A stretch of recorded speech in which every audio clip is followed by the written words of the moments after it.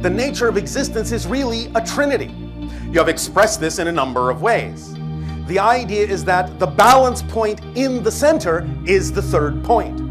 And the idea is that without that third point, without that trinity, without that balance point, then you are left dealing with the idea of polarity and all of the different kinds of experiences you have had within that particular domain. But if you are allowing yourself finally to recognize creation not just as a polarity, not just as a duality, but as a trinity, and you begin to allow yourself to awaken from that center point, which is where you really exist, in the here and now, in the present, in the center, then it is much easier to deal with the idea of the polarity of positive and negative on either side of that central third balance point, and you can allow yourself to lessen the effects that all of them have. You can neutralize all situations much more easily, and when they are all equally valid, when they are all equally neutral, then you can find that you have the ability to more effortlessly choose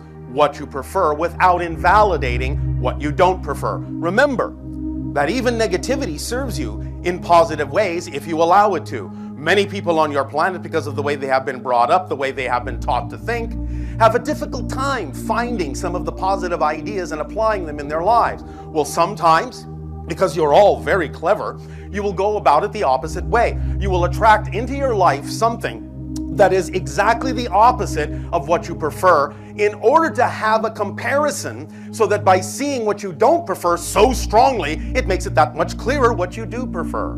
And thus you can use negative reality in a positive way by allowing it to remind you that that's not what you prefer so strongly that it finally allows you to move in the direction that you do prefer.